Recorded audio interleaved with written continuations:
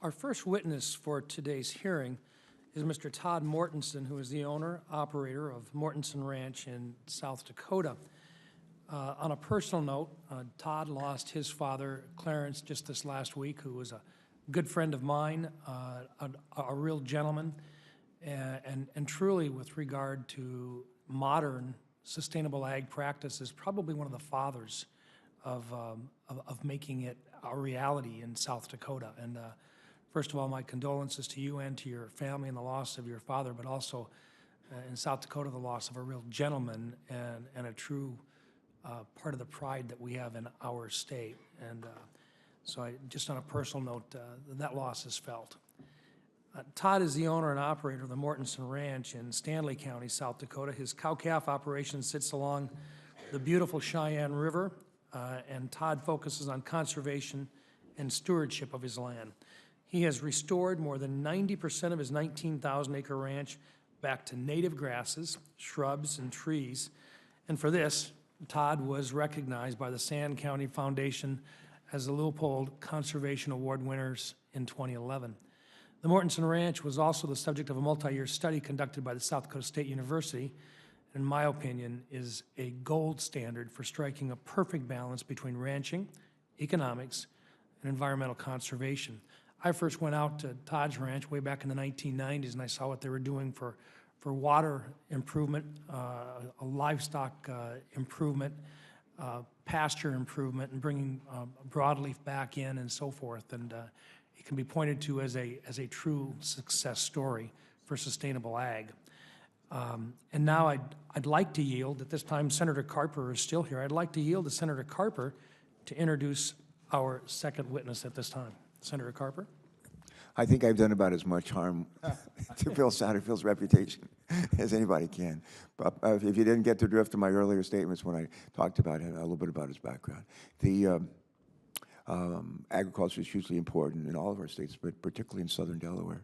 And a big part of that is poultry. And we always face in every one of our states the question, can we have cleaner air, clean water, and still have jobs? Can we have better public health and still have jobs? And I always say it's a false choice to say you have to choose one or the other. We can have both. And part of what we want to do is make sure that we do a better job of adhering to that thought.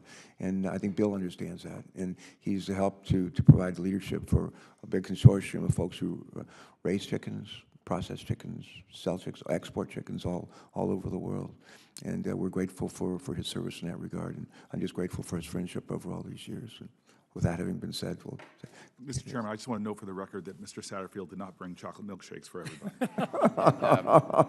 Duly noted. Mr. Chairman, if I just could, I believe, if I'm not wrong, that Mr. Satterfield actually, if you still live in Salisbury, you're a Marylander. So we are very proud to have you as a Marylander, and thank you for being here. He still votes in Delaware. No, I'm just kidding. He does not. For the record, he does not. We won't get into that today. Mr. Satterfield, welcome. Thank you, Bill. Our third witness for today's hearing is Mr. Mark Kewen, Floyd County Supervisor, Floyd County, Iowa, and we welcome you as well to this very special panel. And thank you, sir, for being here. Now we will turn to our first witness, Mr. Todd Mortensen, for 5 minutes. Mr. Mortensen, you may begin. Good morning. My name is Todd Mortensen. My wife Deb and I, along with our sons Quinn and Jack, live on a ranch in Stanley County, South Dakota along the Cheyenne River. I'm a member of the South Dakota Cattlemen's Association and the National Cattlemen's Beef Association, and today I'm representing cattle producers from across the country. Thank you, Chairman Rounds and Ranking Member Booker, for allowing me to testify on circular reporting for agriculture and the importance of the Farm Act. Farmers and ranchers truly are America's original environmentalists. We care more than anyone about the land that we manage because the environmental quality of our operations directly impacts not only the health of our livestock, but the water we drink and the air we breathe. I work hard to implement management practices that improve the environmental sustainability of my ranch so that someday I can pass it on to my sons. For example, we move cattle to the uplands during the summer months, allowing increased native plant growth and decreased sediment flow through the ranch creeks. While I fully support best management practices that improve environmental quality, I cannot support needless requirements that burden the agricultural community while providing no benefit.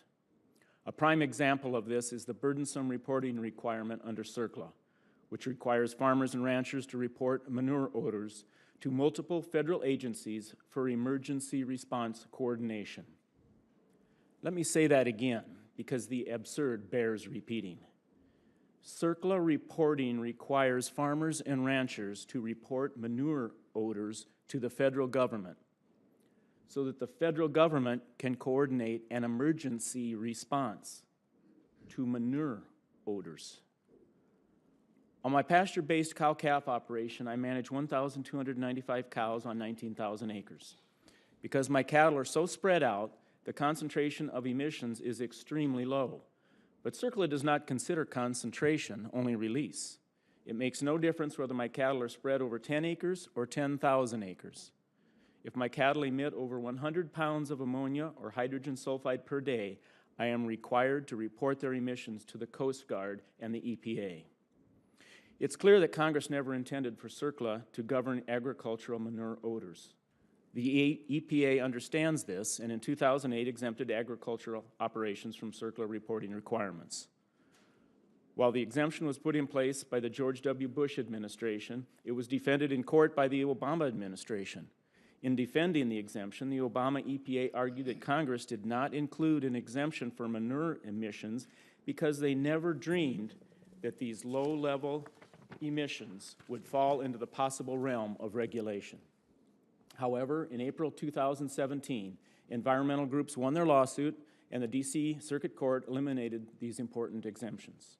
When the mandate issues in May, nearly 200,000 farmers and ranchers will be required to report low-level manure odors to the federal government. Reporting is no simple task. It is a three-step process that requires at minimum 1 year to complete. The first step is an initial call to the Coast Guard, the agency tasked with coordinating emergency response for the nation's hazardous emergencies, such as oil spills and chemical explosions. The Coast Guard is on record stating that these reports don't help them at all. In fact, they only hurt their ability to respond to environmental and public health emergencies. For quotes from the Coast Guard's declaration to the D.C. Court, you can see my written testimony. In summary, the Coast Guard indicated that early calls in November from some livestock operations increased wait times to report emergency releases by up to 2 hours. The initial call is followed by 2 written reports to the EPA sent over the span of 1 year. These reports required detailed information regarding my cattle's emissions, information that I simply do not have. Research in this area is limited, to say the least. Only 2 land-grant universities have done research to establish an emissions calculator, and as a pasture-based producer, there is no available science to meet the statutory burden. It should also be noted that this reporting requirement is not a one-and-done obligation. Anytime I decide to increase the size of my herd, I'm required to start the process all over again. To clarify these exemptions, Congress needs to change the law to reflect its intent that livestock producers are exempt from CERCLA reporting requirements. The Farm Act, introduced just a couple of weeks ago, provides the relief that livestock owners and first responders need under CERCLA, and has the same bipartisan support exhibited under the Bush and Obama administrations. CERCLA is one of our most important environmental statutes, providing the tools we need to effectively clean up releases that harm both the environment and public health. Unfortunately, we all know that environmental agencies are given low priority at both federal and state level. The Farm Act will ensure that precious time and monetary resources are not siphoned from important cleanup efforts to address a paperwork requirement with no environmental or public health benefit. As May 1st quickly approaches, only Congress can ensure that the agricultural community is protected from this reporting burden. The reliability of our emergency response coordination is maintained, and the integrity of the Superfund law is not degraded. Thank you for your time, and thank you for your support of the Farm Act.